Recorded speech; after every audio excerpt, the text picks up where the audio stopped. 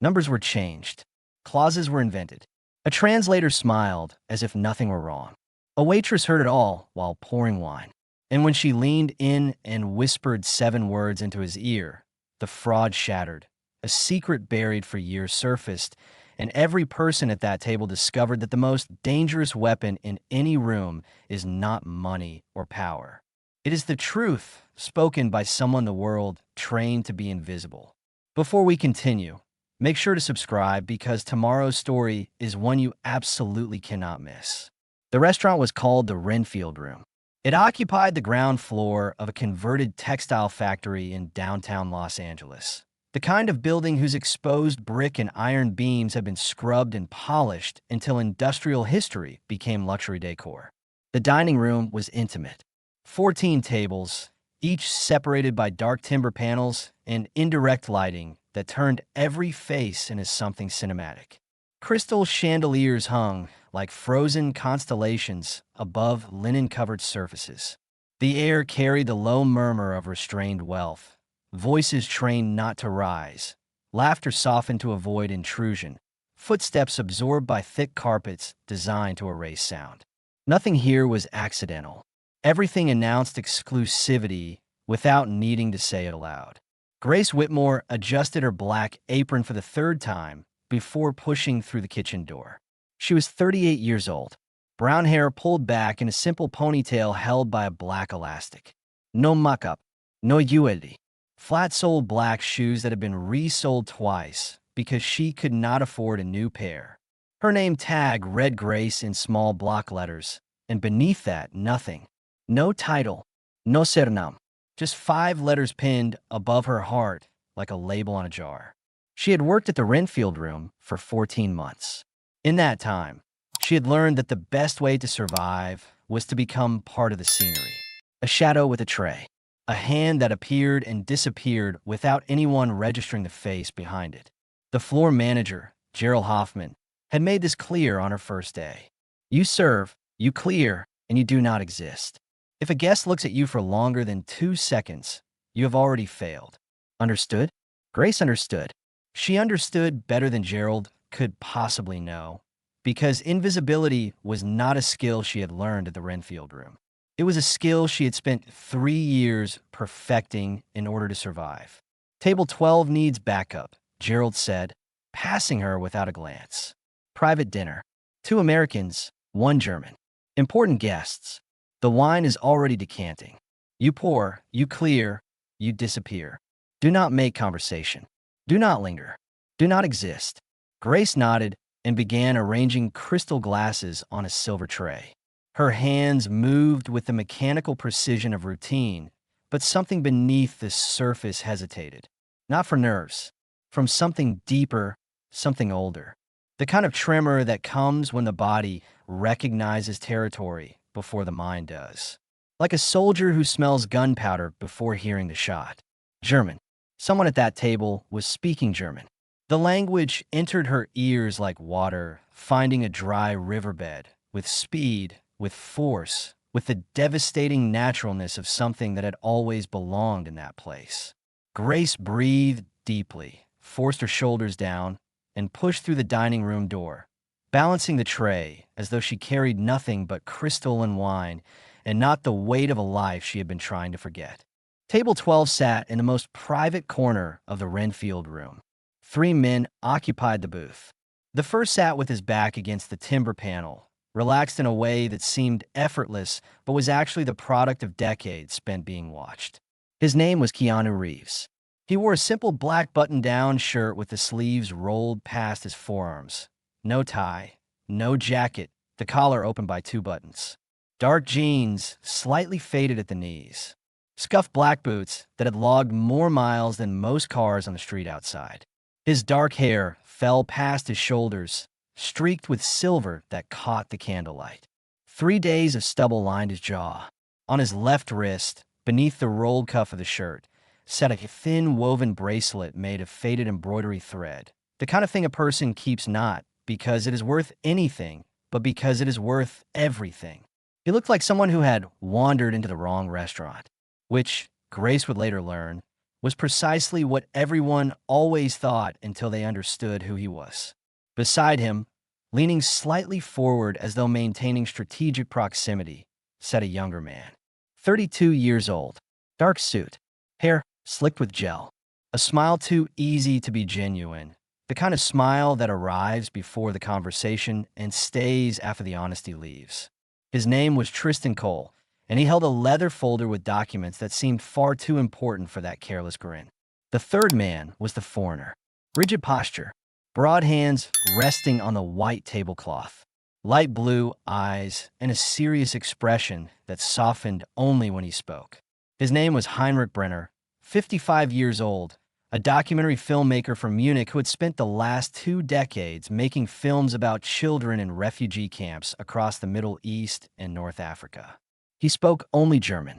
Every word, every question, every observation passed through Tristan Cole before reaching Keanu Reeves across the table.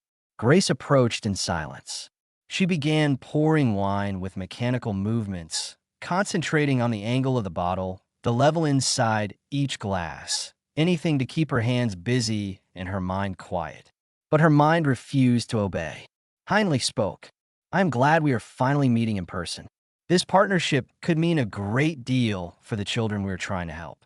The translation formed automatically in Grace's head, complete, precise, instantaneous, as though someone had switched on a machine she had sworn she would never turn on again. Tristan leaned toward Keanu and translated. "He says he is very honored to meet you and has high expectations for the evening." Grace blinked.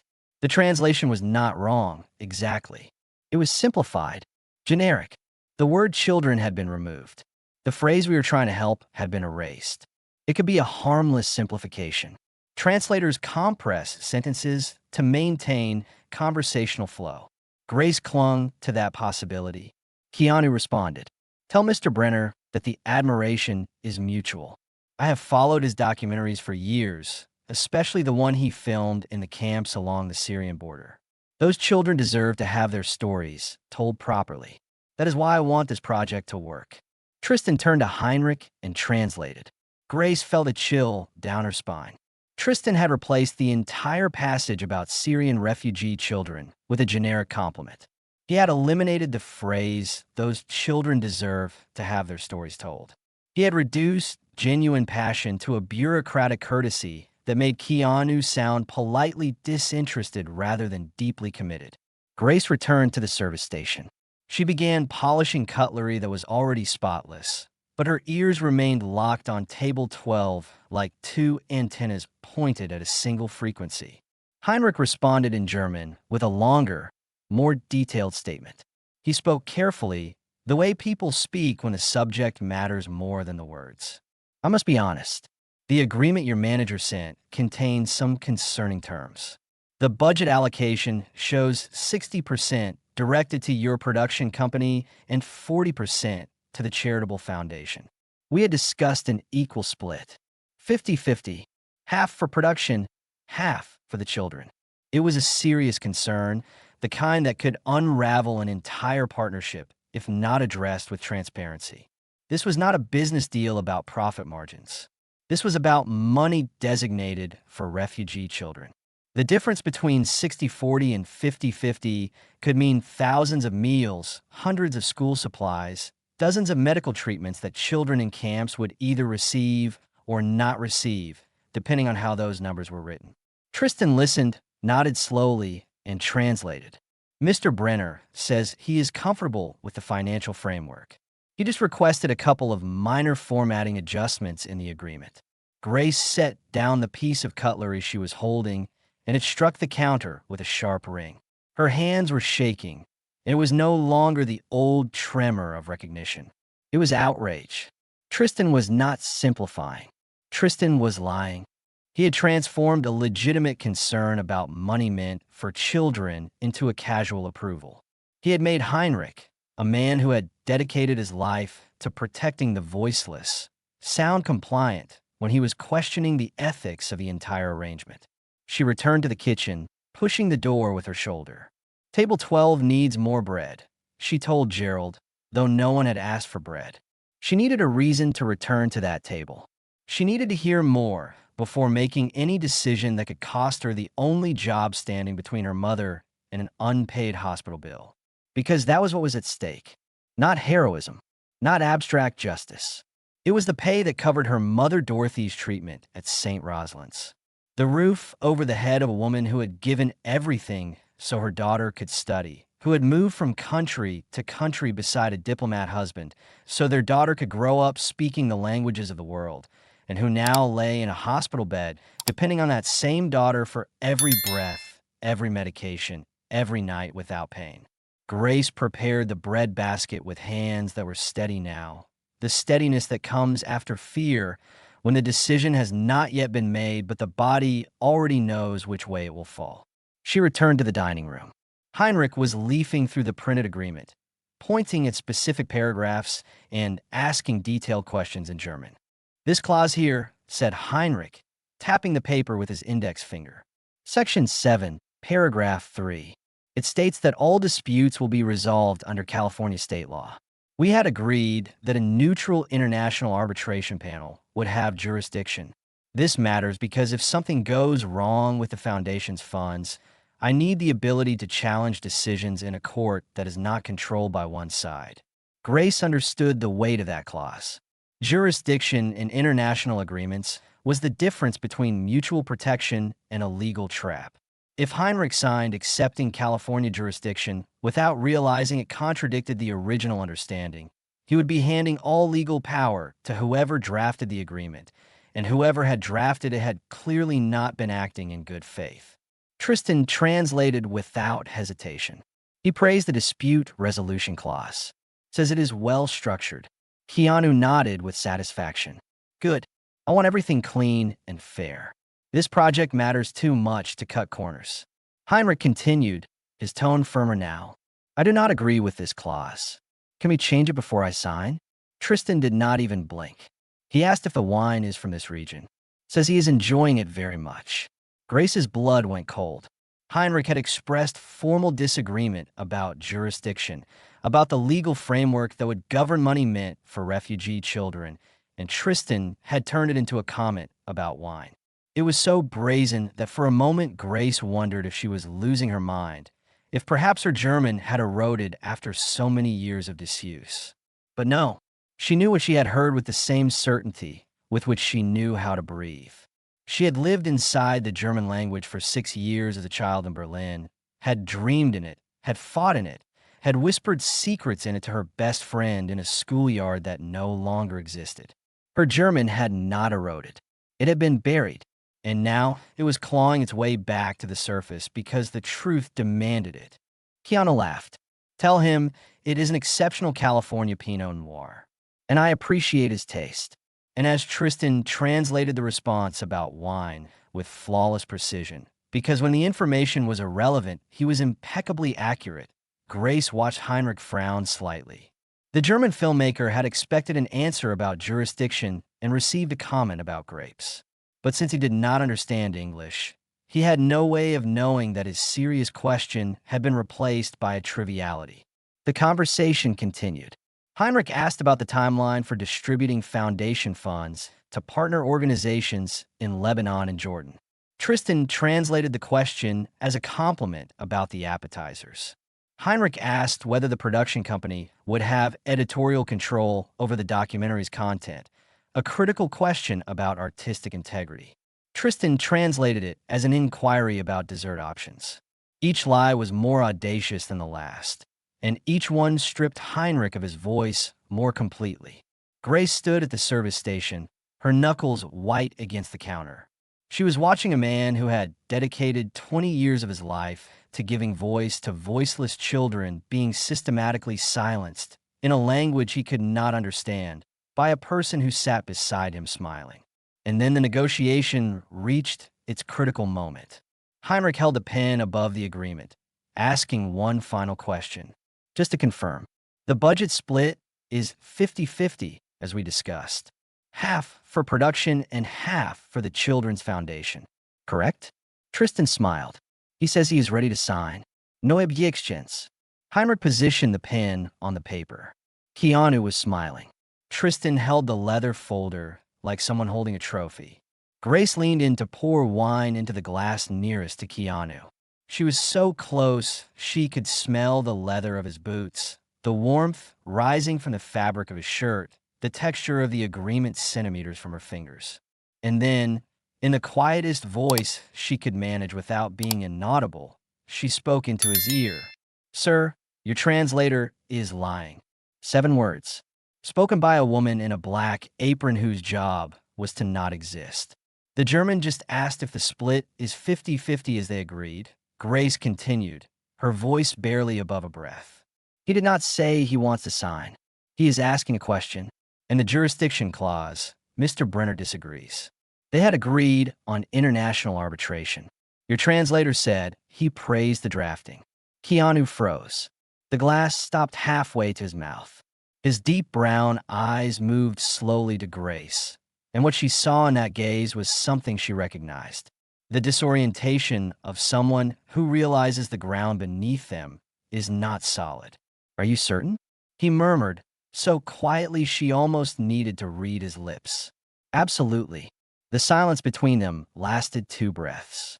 Then, with a composure that impressed even Grace, Keanu set the glass on the table, looked at Heinrich, and said something no one expected. "Es tut mir leid, Herr Brenner." The German was rudimentary, heavily accented, but it was German. Keanu was apologizing directly, bypassing Tristan entirely. Heinrich's eyes widened. Tristan Cole stopped smiling. Keanu stood from the table, buttoned the top button of his black shirt, as if preparing for something that required formality, and looked at Grace. "Come with me." Now, in a narrow corridor between the dining room and the kitchen, a space that smelled of warm bread and dishwashing liquid, Keanu faced her. The corridor was barely wide enough for 2 people. The fluorescent light above them buzzed faintly, casting a harsh glare that was nothing like the candlelit softness of the dining room. In this light, Grace could see the lines around his eyes, the silver in his hair, the woven bracelet on his wrist. In this light, he looked tired in the way only people who carry invisible weight look tired. "Who are you?" he asked. Grace held his gaze. She saw her own reflection in his deep brown eyes. A woman in a black apron, hair pulled back, no makeup, looking as out of place as a rare book on a supermarket shelf. "I am the waitress serving your table," she answered. Waitresses do not speak German. This one does. Keanu studied her for a long moment. His eyes moved across her face the way a person reads a document they were not expecting to find. Not with suspicion, with attention. Every translation he has given in the past 40 minutes has been altered, Grace said before he could ask more. He softened objections, omitted questions about the budget split, and reversed the position on jurisdiction. Mr. Brenner thinks he is negotiating in good faith. Your translator is making sure he signs without knowing what he is agreeing to. The money that is supposed to go to children in refugee camps is being redirected, and Mr. Brenner has no idea, because every time he raises the issue, his words are erased before they reach you. Keanu ran a hand over his face. The gesture was slow, deliberate, the gesture of someone absorbing a blow they did not see coming. "Why are you telling me this?" he asked quietly. "You do not know me. You could have stayed quiet and gone home with your wages." The question pierced something inside Grace. He was right. She had every reason to stay silent. The hospital bill, the rent, Dorothy's medication. One wrong move, and the fragile architecture of survival she had built over 3 years would collapse. "Because I know what happens when someone who is supposed to translate the truth decides to translate lies instead," Grace answered. And her voice did not tremble. But there was something in it, something beneath the steadiness, that made Keanu understand she was not speaking from theory. She was speaking from scar tissue. Keanu nodded once. "Stay here. Do not leave this restaurant." And he walked back to table 12 with steps that were no longer those of a man having dinner. They were those of someone who had discovered he was sitting with an enemy disguised as an ally. Grace leaned against the corridor wall and felt her legs give way. She slid down to the cold tile floor, her apron crinkling against the wall. After years of hiding behind trays and silence, After burying so deeply the woman she truly was that she had almost believed that woman had ceased to exist, Grace Whitmore had opened her mouth. And now, sitting on the floor of a corridor that smelled of bread and dishwashing liquid, with her heart hammering against her ribs and her hands trembling on her knees, she did not know whether she had just saved herself or destroyed herself. But she knew, with a certainty she had not felt in years, that she had done the right thing, and that nothing, absolutely nothing, would be the same after tonight. Through the gap in the kitchen door, Grace could hear everything. Keanu had returned to table 12 with the expression of someone who had learned to disguise internal earthquakes behind composure. He sat down, adjusted his napkin, and looked at Tristan Cole with the same cordiality as before. "Tristan," he said casually, picking up the wine glass. "Before we continue, ask Mr. Brenner to repeat his position on the budget split. I want to make sure I understood correctly." Tristan maintained the smile. "Of course." He turned to Heinrich and spoke in German. But what Tristan said was not what Keanu had asked. Keanu had asked Heinrich to repeat his position on the budget split. Tristan asked whether Heinrich was satisfied with the agreement. They were completely different questions. One sought transparency, the other induced agreement. Heinrich responded with a direct honesty Grace already recognized as a signature. "As I already said, the budget allocation in the agreement deviates from our original understanding. 50-50 was the basis. The document states 60-40. I need to understand why the Children's Foundation receives less than we discussed." It was the second time Heinrich had raised this issue. The second time his words carried the weight of children who would either be helped or abandoned, depending on how those numbers were written. Grace held her breath. Tristan turned to Keanu with the ease of someone who had done this without consequence many times before. "Mr. Brenner confirms he is comfortable with the financial terms. Says the split is adequate." Keanu did not move a single muscle in his face. But Grace saw, even from a distance, something change in his eyes. A hardness that had not been there before. The kind of cold clarity that arrives when trust breaks and the broken pieces rearrange into understanding. "Interesting," Keanu said, and the word came out so neutral it could mean anything. "And the jurisdiction clause. What does he think?" Tristan did not hesitate. He turned to Heinrich and asked in German, "Are you ready to sign the agreement now, Mr. Brenner?" Grace dug her fingernails into her palms. Tristan had not asked about jurisdiction. He had asked if Heinrich was ready to sign. He was steering the entire conversation toward a signature that would redirect money meant for refugee children into a production account controlled by someone who clearly was not Keanu sitting across the table. Heinrich found it. "Sign? No, not yet. I'm still waiting for a response about the clauses I raised, especially the arbitration clause. And I would like a clear answer about the budget split. This is money for children, not a corporate account." Tristan listened. For the first time, Grace noticed something different in his face. A fraction of a second where the smile faltered. A blink longer than normal. The micro-expression of someone who senses the script is slipping out of control. But he recovered quickly. "He is eager to close," Tristan told Keanu. "Asked if we can finalize the signing tonight." Keanu placed the wine glass on the table with excessive care. The kind of care that comes when the hands want to do something very different from what they're doing. "Tristan," he said, and now his voice was different. Lower, slower. The voice of a man who has made a decision and is letting gravity do the work. "I'm going to do something I have never done in a meeting like this." Tristan tilted his head, maintaining the performance. "Of course, whatever you need. I'm going to ask the waitress who served us tonight to come to the table." The silence that followed was so dense Grace felt its weight from the other side of the door. Tristan blinked twice in rapid succession. "The waitress?" he repeated, and for the first time his voice lost its professional smoothness. "Yes, the one who poured the wine." Tristan forced a short laugh, the kind people use when they do not understand the joke, but know they need to react. "With all respect, we are in the middle of an important discussion. I do not think a waitress is necessary. I did not ask what you think." 6 words. They fell on the table like stones dropping into still water. Tristan's laugh died. Heinrich watched the exchange without understanding the English words, but reading the body language perfectly. The sudden tension between the two Americans, the shift in tone, the silence pressing down on the table like a cloud before a storm. Keanu made a discreet gesture to a passing server. Ask the woman who was serving this table to come over. Grace, I believe. Grace heard her name, and her stomach plummeted.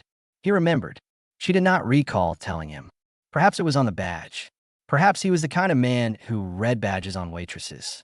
Whatever the reason, she was being summoned to a table where a man she had just exposed was sitting with eyes that could hold either gratitude or destruction.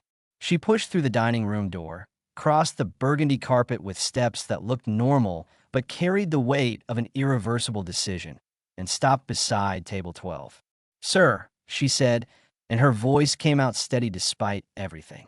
Keanu looked at her, then at Heinrich, then at Tristan, and then he said something Grace did not expect. "Grace, I'm going to ask you to do something unusual.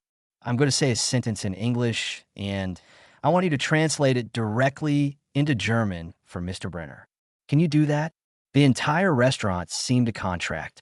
Grace felt the eyes of every passing staff member, felt the weight of the apron on her shoulders as though it were made of iron, felt the smell of red wine and warm bread and the expensive cologne of men at expensive tables. And beneath all of it, she felt something she had not felt in years. A spark. Small, fragile, but unmistakable. "Pride." "I can't," she answered. Tristan shifted in his chair. "This is completely unnecessary. I am your translator, and I can assure you that every word has been conveyed with absolute accuracy." Keanu ignored him as though Tristan had ceased to exist. He looked directly at Grace and spoke slowly, with absolute clarity. "Mr. Brenner, I apologize. I believe there have been serious problems with the translation tonight. I would like to ask you directly, what is your real position on the budget split and the jurisdiction clause of the agreement? And please know that every dollar designated for the Children's Foundation will reach those children. That is my personal promise." Grace turned to Heinrich. The German filmmaker watched her with genuine curiosity. Not the condescending curiosity of someone watching a waitress attempt his language. The respectful attention of someone who sensed that something important was happening. Grace breathed deeply and spoke. The pronunciation was flawless. The grammar precise.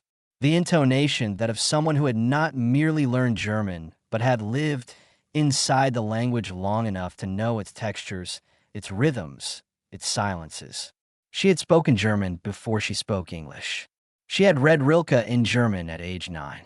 She had argued with her best friend in Berlin in German, had cried in German, had whispered her father's name in German on the day he was buried. The silence that followed lasted 4 seconds. Grace counted them. In the first second, Heinrich's eyes widened. In the second, Tristan went pale. In the third, Keanu closed his eyes briefly, like someone receiving confirmation of something expected that still hurts. In the fourth, Heinrich began to speak, and he did not stop. "Endlich," he exclaimed, and there was a relief so palpable in his voice that Grace felt her eyes sting. Finally someone understands me." Grace translated aloud, looking at Keanu. He says, finally someone understands me. That he has been saying all evening that the budget split in the agreement is 60-40, not 50-50 as they had agreed. That the arbitration clause was changed without his knowledge. That he raised these issues several times, but the responses he received made no sense. That he thought it was a cultural misunderstanding. That he was beginning to wonder whether the person sitting across from him truly cared about the children this project was supposed to help. Keanu listened to every word without moving. His deep brown eyes stayed on Grace as she translated, and when she finished, he turned to Tristan Cole. The smile had vanished from Tristan's face. In its place was something Grace recognized immediately. The expression of a cornered animal calculating escape routes. "Tristan," Keanu said, and his voice was so controlled it was more frightening than any shout. "Do you have anything to say?" Tristan opened his mouth, closed it, opened it again. "There has been a misunderstanding. Legal German is extremely complex. Certain nuances can be interpreted differently depending on context and regional dialect and cultural framing. And simple question, Keanu interrupted. Did Mr. Brenner say at any point tonight that he was satisfied with the budget split? The interpretation of certain German expressions can vary depending on yes or no. Tristan. The silence that followed was the answer. Keanu stood from the table, not with haste, with the deliberate calm of someone who makes decisions worth fortunes every day and knows that the way you rise from a chair says as much as the words you speak. Grace, he said, and now he looked at her with an expression entirely different from any he had used that evening. Could you tell Mr. Brenner that I sincerely apologize for everything that has happened tonight? That the meeting is suspended? That I will contact him personally with a new certified translator to redo the entire discussion from the beginning? And that his trust and the welfare of the children this project is meant to serve are more valuable to me than any agreement. Grace translated every word without altering a single comma. Heinrich listened, and when she finished, the German filmmaker did something no one at that table expected. He extended his hand to Grace. "Danke," he said simply. "Thank you." Grace shook his hand and felt the firmness of the grip, the respect contained in that simple gesture, and had to bite the inside of her cheek to stop herself from crying. Heinrich turned to Keanu. He spoke in German, slowly and clearly, looking directly into his eyes. Grace translated. "He says he trusts you, not because of your name, because of what you just did. You could have ignored the waitress. You could have dismissed her. Instead, you listened. And a man who listens to a waitress is a man who will listen to children." Keanu swallowed. His jaw tightened. He nodded at Heinrich with the quiet respect of someone who understood that the highest compliment is not admiration, but trust. Keanu picked up the agreement that lay on the table, the one Heinrich had nearly signed, and folded it in half with a sharp movement. "Tristan," he said without looking at him, "leave this restaurant. My lawyer will be in touch." Tristan stood. His hands were shaking. He opened his mouth one last time as if to say something, but found in Keanu's eyes something that made him change his mind. He took his jacket from the back of the chair and walked toward the exit without looking back. The sound of his shoes on the carpet was the only farewell. When the restaurant door closed behind Tristan, Keanu turned to Grace. Heinrich watched the scene in silence, already understanding more than any translation could explain. "You saved this negotiation," Keanu said quietly. "And you probably saved a foundation that was meant to feed and educate children in refugee camps from being hollowed out before it ever began." Grace did not know what to say. She stood beside a table with two of the most important men in that room, wearing a waitress's apron, flat-soled shoes, hair held back with a simple elastic, having just dismantled a fraud in flawless German. "I just did what was right," she answered. Heinrich departed with a firm handshake to Keanu and a longer, more meaningful handshake to Grace. He said he trusted Keanu's word, and that Grace's presence that night had prevented something that could have destroyed a partnership meant to help thousands of children. He left the Wrenfield Room with the upright posture of a man who had recovered the certainty that he was dealing with honest people. Now only two remained. Keanu Reeves, sleeves rolled to his forearms, the woven bracelet catching the remaining candlelight, and Grace Whitmore in her black apron with her hands crossed on her lap, like someone holding something invisible. "Sit down," Keanu said, gesturing to the chair Heinrich had occupied. Grace hesitated. Waitresses did not sit at guest tables. It was one of those unwritten rules Gerald repeated like a mantra. But Gerald had gone home, and the rules of this evening had been rewritten a long time ago. She sat. The chair was more comfortable than anything in her apartment. The upholstery was soft against the aching back of someone who spent 8 hours on her feet carrying trays. "How many languages?" Keanu asked suddenly, as though resuming a conversation that existed only in his head. Grace looked at him. "How do you know I speak more than 2? "I do not know. I am asking. But the way you translated tonight, it was not someone who learned German from a textbook. It was someone who lived inside it." Grace was quiet for a moment.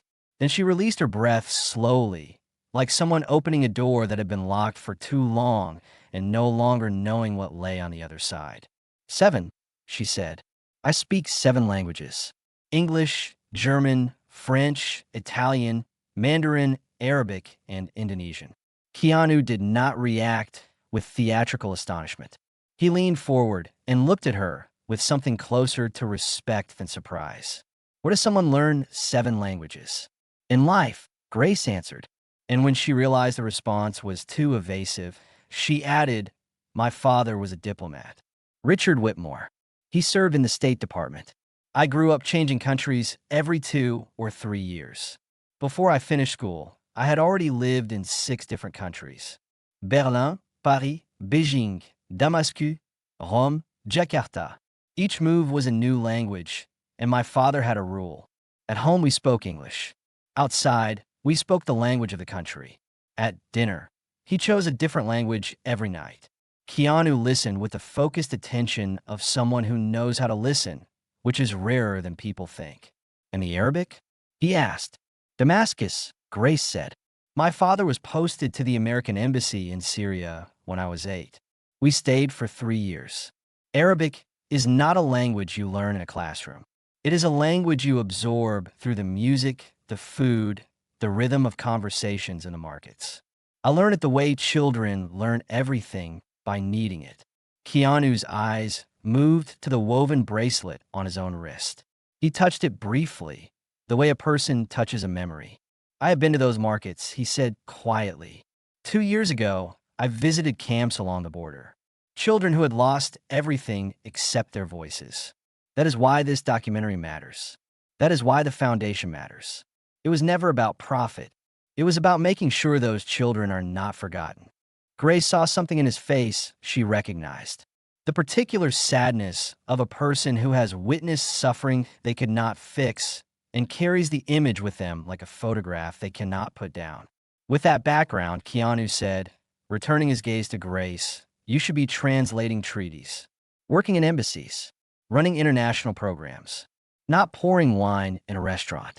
The sentence carried no judgment. It arrived with the genuine bewilderment of someone who could not fit the pieces of the puzzle together. Grace looked at her own hands.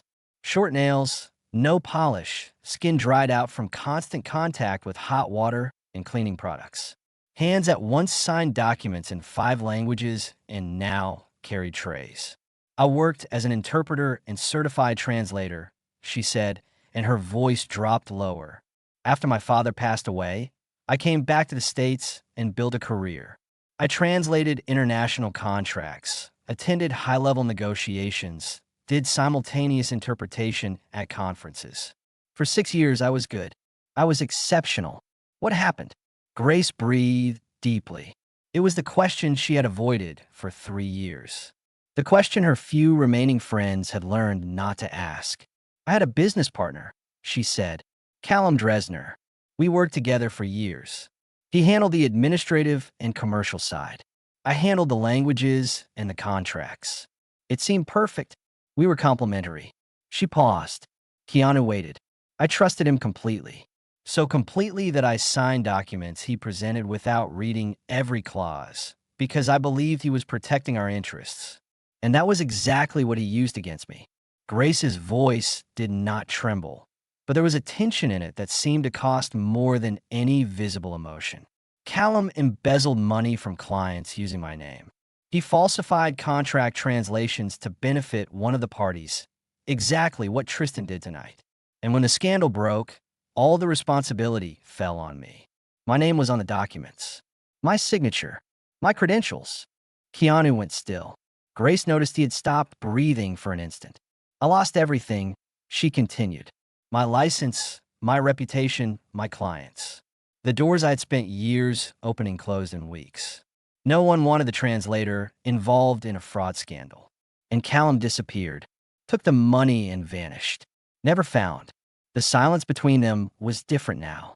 It was not the tense silence of table 12 during dinner. It was the silence that exists when someone has just shown a wound and the other person is deciding how to hold it without causing more pain. And your mother, Keanu said. Grace was caught off guard. How do you know about my mother?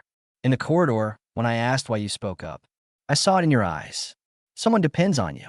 Grace swallowed the knot forming in her throat. My mother, Dorothy, fell ill not long after everything happened. Serious diagnosis. Expensive treatment. I had no income, no reputation, no prospects. No one would hire Grace Whitmore, the translator from the scandal. But every restaurant needed waitresses. She passed her hand quickly across her eyes, a gesture that tried to seem casual but fooled no one. So the woman who speaks 7 languages, who grew up in embassies, who translated international contracts, put on an apron and learned to be invisible, so she could pay for her mother's treatment at St. Rosalind's. Yes, said Grace. And it worked. No one looks at a waitress. No one asks where she came from. No one wants to know what she knows. And for a while, that was exactly what I needed. Not to be seen. Keanu leaned back in his chair. His deep brown eyes held something Grace had not received from anyone in a very long time. Not pity, not charity, recognition. The kind of recognition that comes not from knowing someone's story, but from carrying a similar one. I understand hiding, Keanu said quietly. More than you might think. Grace looked at him. Really? She did not say it with sarcasm. She said it with the honest skepticism of someone who had learned that most people who claim to understand suffering are tourists visiting a country she lives in. Keanu looked at the woven bracelet on his wrist. He turned it once around his wrist, a small ritual that seemed to carry decades. I lost a daughter, he said, before she was born. And not long after, I lost someone I loved on a road I still cannot drive on without remembering. For a long time, I hid too. Not behind an apron. Behind work. Behind motion. Behind the idea that if I kept moving, the grief could not catch me. He paused. It caught me anyway. It always does. But somewhere along the way, I learned that hiding does not protect you. It just makes the world think you have nothing worth seeing. And that is the cruelest lie of all. Grace felt something crack inside her chest. Not break. Crack. The way ice cracks when warmth begins to reach it. Keanu reached into the pocket of his shirt and pulled out a simple card. Not a business card with embossed letters and corporate logos. A plain white card with a name, a phone number, and a handwritten note on the back. I'm not offering you a job, he said, placing the card on the table between them. I'm offering you the chance to go back to doing what you were born to do. Not as a favor, as a necessity. I need someone I can trust to translate this project with Heinrich. Someone who will carry his words without changing them. Someone who understands that every sentence in that agreement represents a child who will either be helped or abandoned, depending on whether the translation is honest. Grace looked at the card, then at Keanu. I cannot, she whispered. My name is still tarnished. If you hire me and someone connects the dots, the scandal will splash onto you. Instead of solving your problem, I will create another one. Keanu leaned forward. Grace, an hour ago, I was about to sign an agreement that would have stolen money designated for refugee children. You stopped that using nothing but your voice and your courage. If anyone has earned the right to tell me what is risky, that person tonight is you. And you're telling me the risk is significant. Yes. Then I need someone who understands risk, Keanu said. And clearly you understand it better than anyone who has ever worked for me. Grace held the card between her fingers.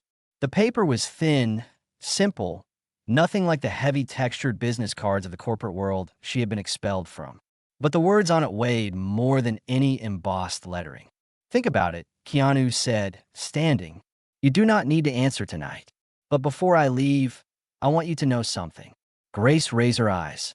Tonight, I saw someone who had every reason to stay, silent choose, to speak the truth. Someone who risked the only income keeping her mother alive because she could not watch a good man be deceived. That is not something you see every day. And it is not something I will forget. He left a generous amount on the table that covered the entire dinner and the tips for every server on the shift. Then he walked to the exit. At the door, he stopped and turned one last time. The Wrenfield Room closes at midnight, Grace. But my office opens at 9. The address is on the card. And he left. The sound of the door was soft, expensive, and final.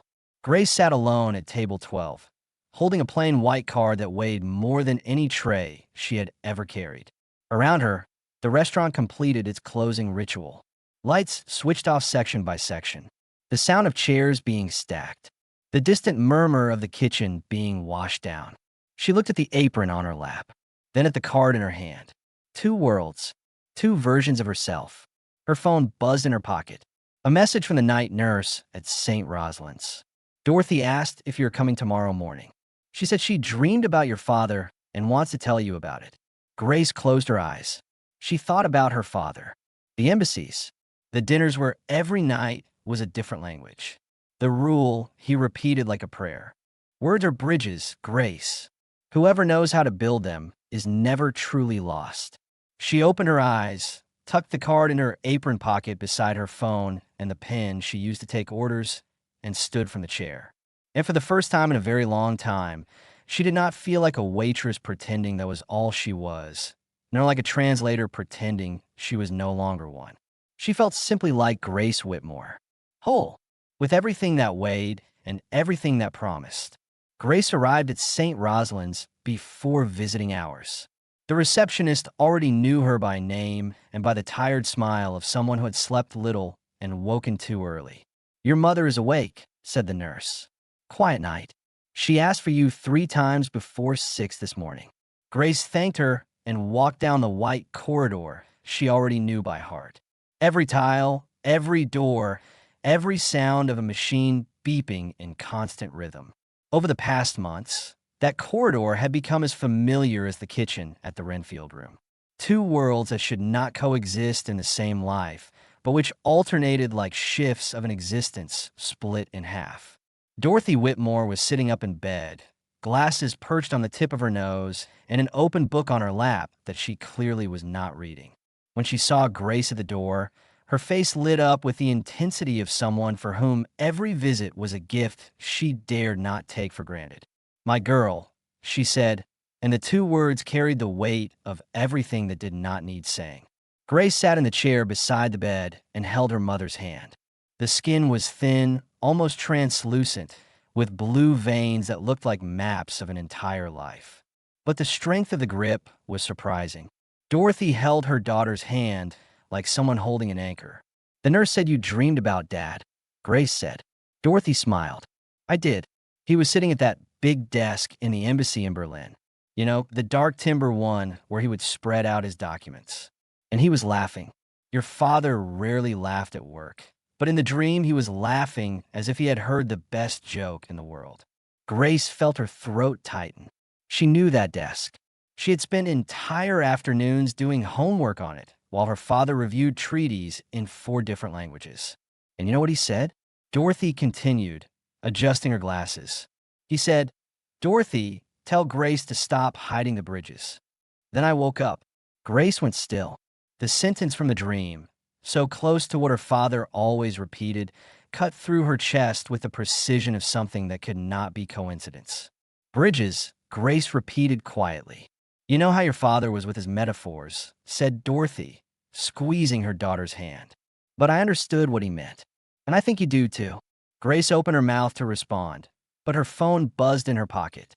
Unknown number. She would normally ignore it, but something made her answer. "Grace Whitmore?" said a male voice, formal and direct. "Yes. My name is James Fairfax. I am Mr. Reeves's attorney. He asked me to contact you." Grace stood from the chair and walked into the corridor, away from her mother's room. "Go ahead. I will be direct, Miss Whitmore. We spent the night investigating Tristan Cole, and what we found is more serious than anyone imagined." Grace leaned against the corridor wall. The sound of medical equipment in the background created a strange soundtrack for this conversation. "Tristan Cole does not hold a legitimate translator's credential," James continued. "His certification is from an institution that no longer exists. His German is intermediate at best, functional for basic conversation, but completely insufficient for legal or contractual translation. He was recommended to Mr. Reeves's team 4 months ago by Nathan Prescott, the vice president of production at the company. Which means Nathan chose him deliberately," Grace said, and the words came out with the naturalness of someone who had lived through exactly this kind of investigation before. That is correct. The 60/40 clause in the agreement directed the difference to a subsidiary that, according to our records, has a direct connection to an offshore entity controlled by Prescott. If Heinrich Brenner had signed that agreement, the money designated for the Children's Foundation would have been siphoned into Prescott's accounts before a single dollar reached a single child. Grace closed her eyes. The same scheme, the same architecture. People in positions of trust using that position to steal from the most vulnerable, while others signed documents without knowing they were signing away their own integrity. There is more, James said, and his voice shifted into something more careful. On page 8 of the financial records we pulled from Prescott's offshore entity, there's a name listed as an external consultant. The name is Callum Dresner. Grace stopped breathing. The corridor tilted. The fluorescent light above her head buzzed louder, or perhaps her hearing had sharpened, the way hearing sharpens when the body enters a state of shock it recognizes from before. Callum, she whispered, your former partner. Yes. We do not yet know if Prescott was aware of your personal history with Dresner, or if the connection is coincidental. But the network is the same. The methods are identical. Falsified translations used to manipulate agreements, with profits directed to shell companies that disappear before anyone can trace them. Grace pressed her back against the wall. Her hand found the woven bracelet of memory, except she had no bracelet. She had nothing on her wrist except the pale line where her watch used to be before she sold it to cover Dorothy's medication. Does Mr. Reeves know? She asked. He was informed this morning, and he asked me to pass on a personal message to you. Grace waited. He said, tell her that now I understand why she could not stay silent, and tell her the offer stands. More than ever. Grace hung up and stood motionless in the corridor for a long time. A nurse passed, pushing a medication trolley. From the next room, someone coughed with the regularity of a person accustomed to being unwell. The hospital hummed with the mechanical patience of a place designed to hold people between one version of their life and the next. She returned to her mother's room. Dorothy watched her with the expression of someone who read faces better than any book. What happened? She asked. Grace sat down, looked at her mother, and decided to tell everything. Not the abridged version. Not the softened version she used to shield Dorothy from reality. The complete version.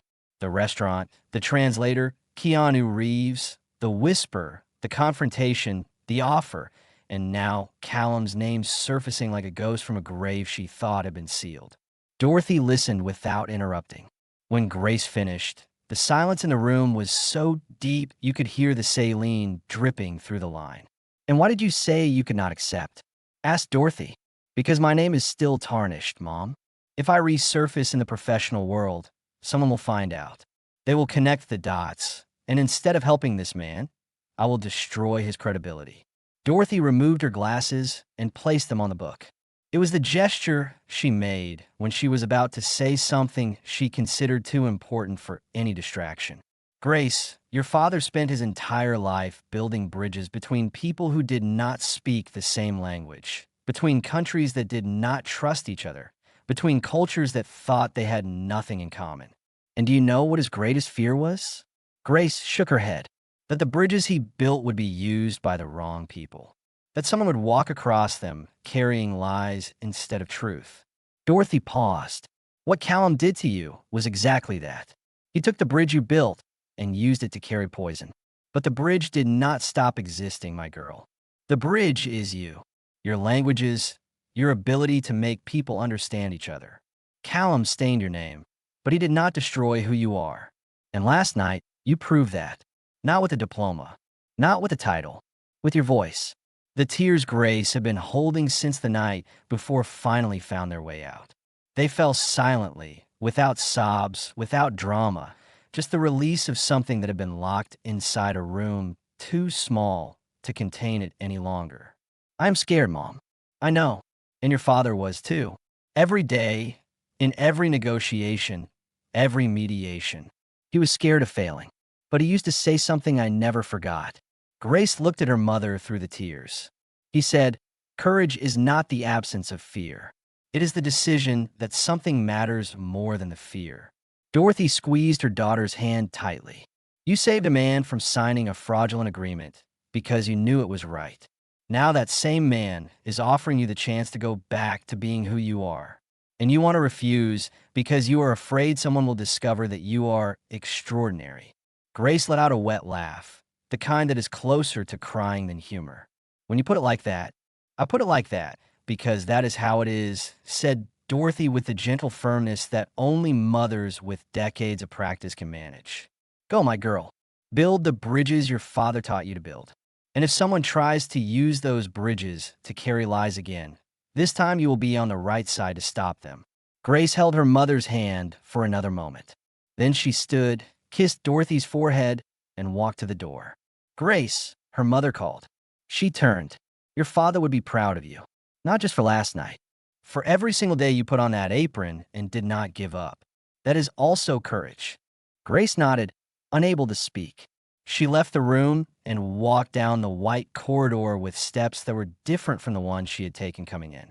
Not faster, not more confident, just different, like the steps of someone who has made a decision and is now walking toward it instead of away from it. In the hospital parking lot, she took from her apron pocket the plain white card with the handwritten note on the back. The morning sun made the ink shimmer. She looked at the address, then at the time, 9:15. He had said his office opened at 9. She crossed the road and boarded the first bus heading toward the city. But Keanu was not in his office that morning. He was in a coffee shop on Melrose Avenue, sitting across from Tristan Cole. Not in a boardroom, not with lawyers, not with security. In a coffee shop with 2 cups of black coffee and a small table between them. Because Keanu had learned long ago that the most important conversations happen in the smallest rooms. Tristan looked destroyed. His gel was gone. His hair fell flat across his forehead. His suit had been replaced by a wrinkled shirt and jeans. His eyes were red, not from crying, but from the particular exhaustion that comes from spending an entire night staring at a ceiling and reviewing every decision that led to this moment. He expected to be annihilated. He expected threats, lawyers, lawsuits, the full machinery of a powerful man's anger directed at someone who had betrayed his trust. He sat with his shoulders hunched and his hands wrapped around the coffee cup as if it were the last warm thing in the world. Keanu sat across from him. Same black button-down, sleeves rolled. Same boots. Same woven bracelet. He looked at Tristan the way he looked at everyone, with the full attention of someone who believed that people deserved to be seen before they were judged. Tell me about Emma, Keanu said. Tristan's face crumbled. Not collapsed. Crumbled. The way a wall crumbles when the last brick holding it together is removed. How do you know about Emma? Tristan whispered. I asked, Keanu said simply. After last night, I asked my team to find out everything about you. Not to build a case. To understand. Because people do not lie for no reason. People lie when they are trapped. And I wanted to know what trapped you. Tristan stared at the coffee cup. His jaw worked silently, the muscles moving beneath the skin as he fought to hold himself together. She is 5, he said finally. Emma, my daughter. She was born with a heart condition. Tetralogy of Fallot. For defects in one small heart. He paused. His voice fractured at the edges. She has already had 2 surgeries. She needs a third.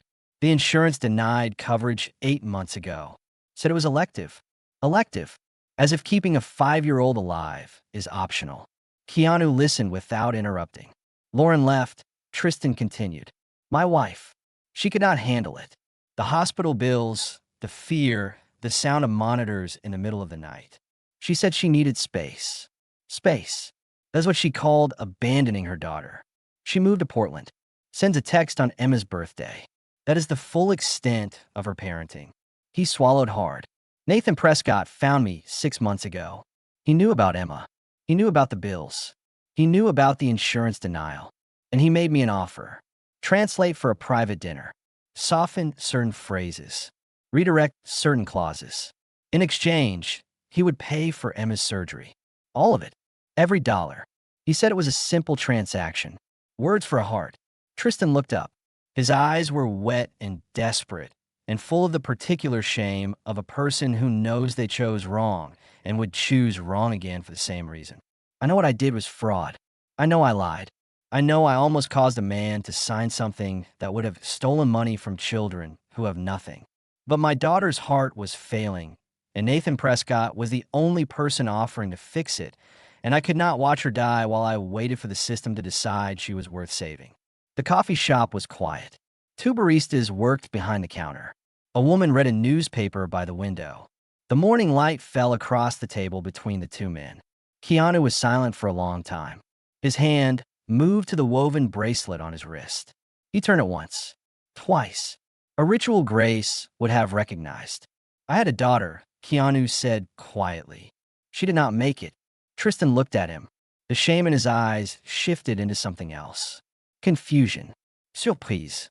The disorientation of a person who expected punishment and received vulnerability instead. Her name was Ava, Keanu continued.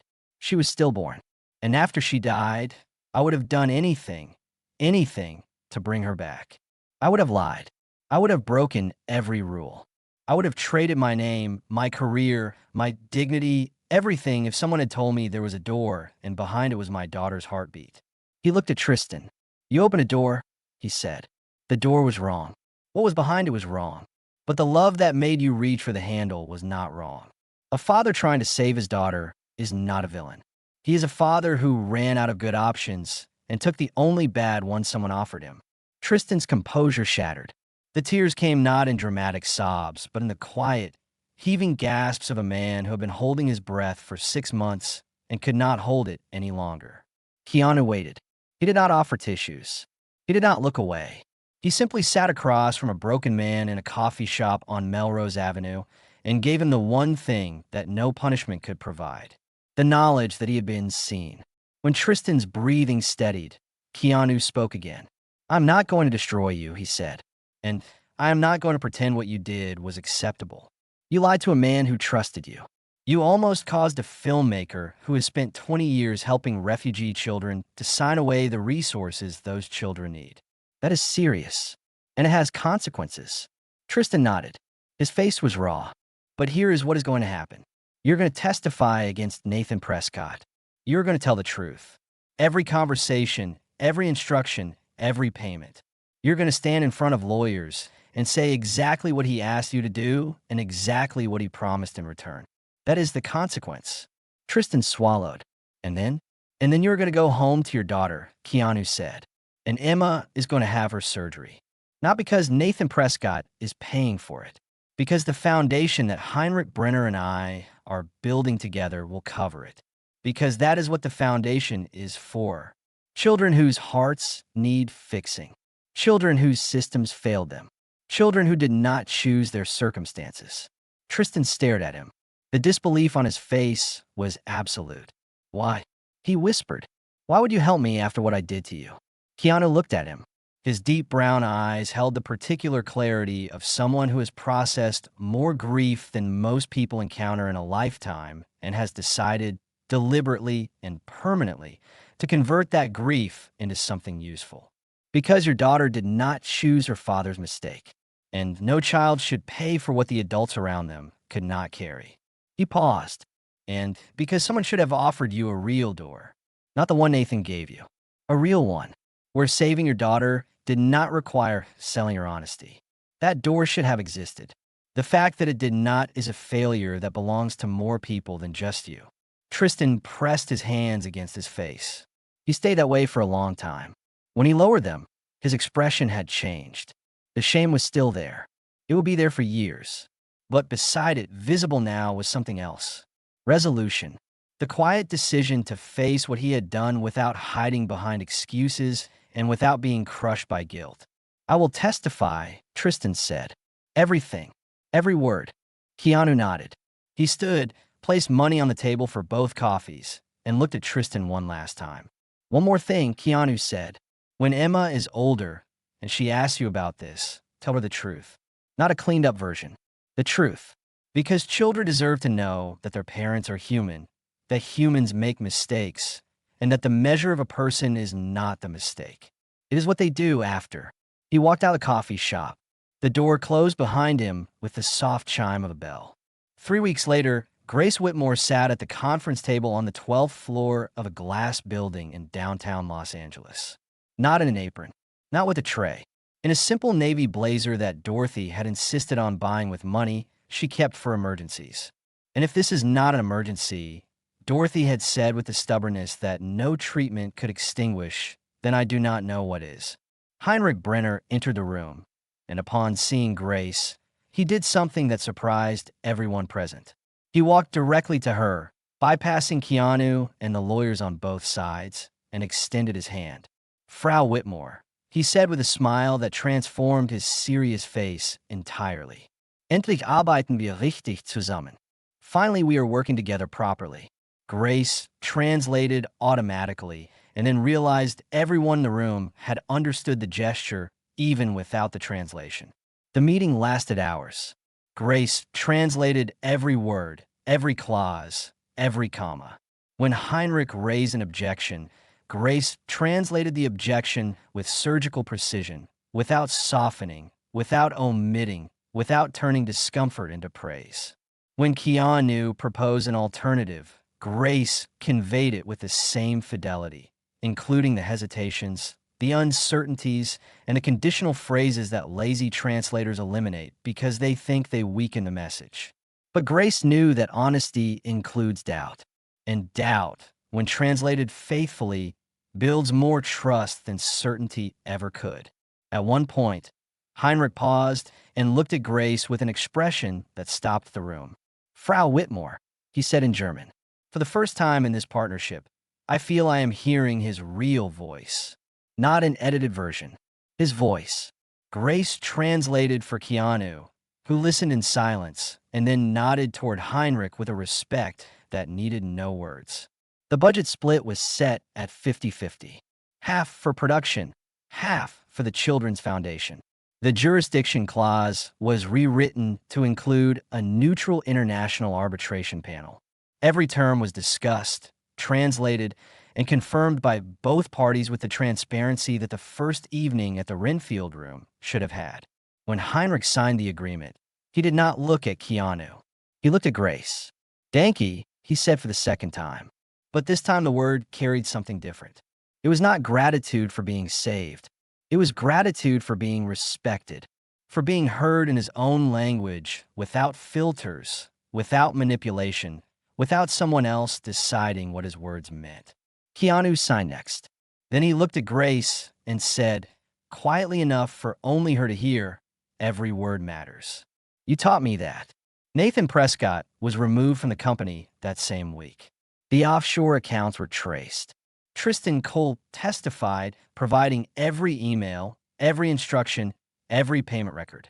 The case was thorough, precise, and devastating.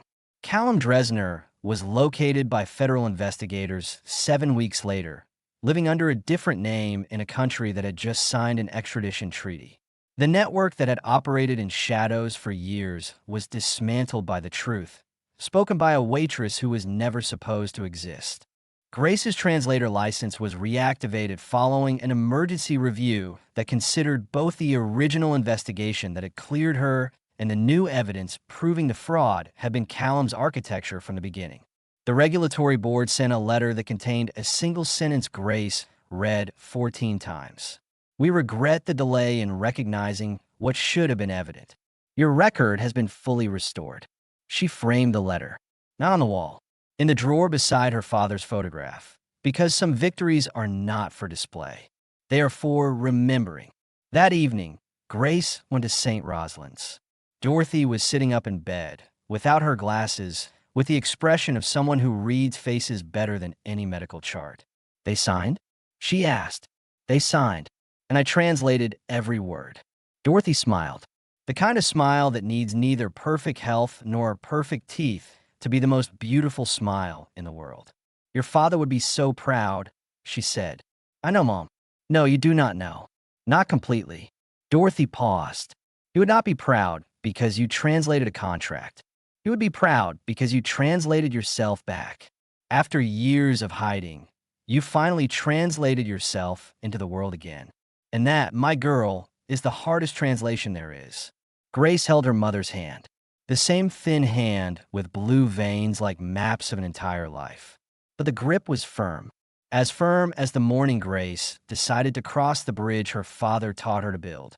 Word are bridges, Mom. Whoever knows how to build them is never truly lost. That is your father's. It is. And now it is mine, too. Dorothy squeezed her daughter's hand and closed her eyes with the tranquility of someone who could finally rest, knowing the most important person in her life had found the way back.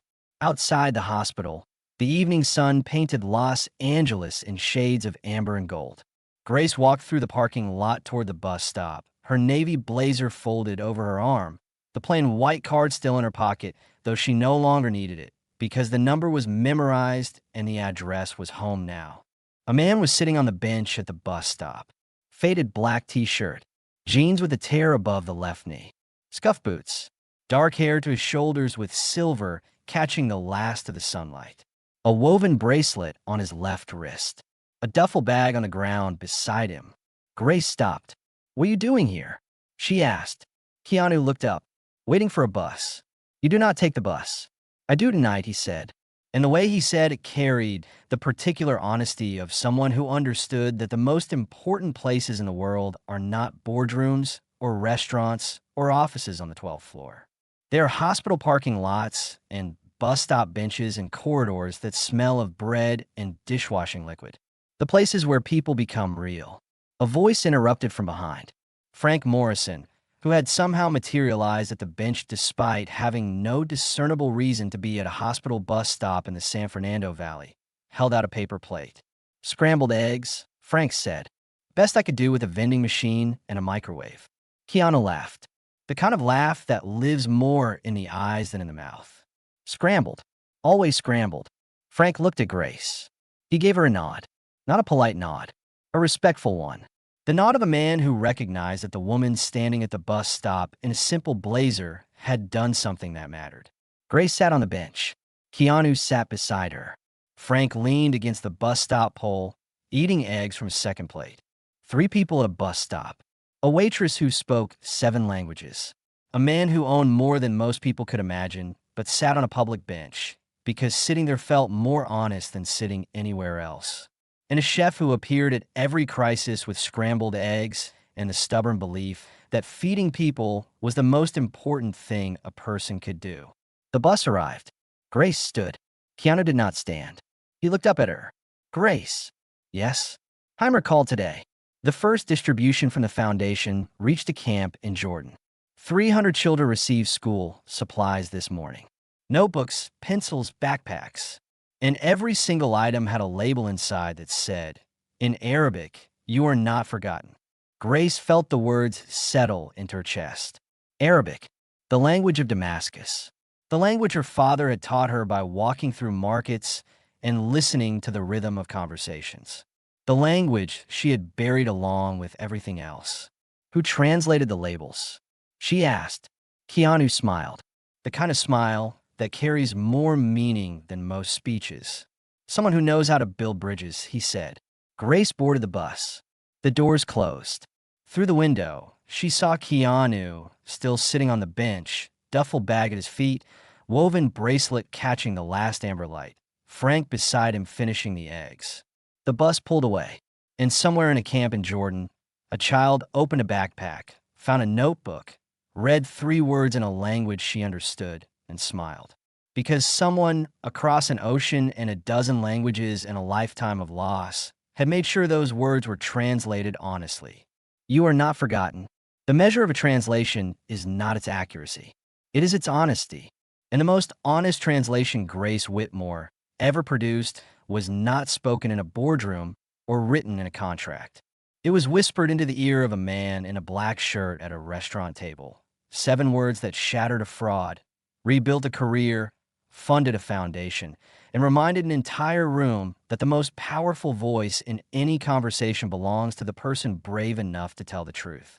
Words are bridges. Whoever knows how to build them is never truly lost. And Grace Whitmore, the waitress who spoke 7 languages, the daughter of a diplomat, the woman who hid behind an apron to save her mother, had built the most important bridge of all.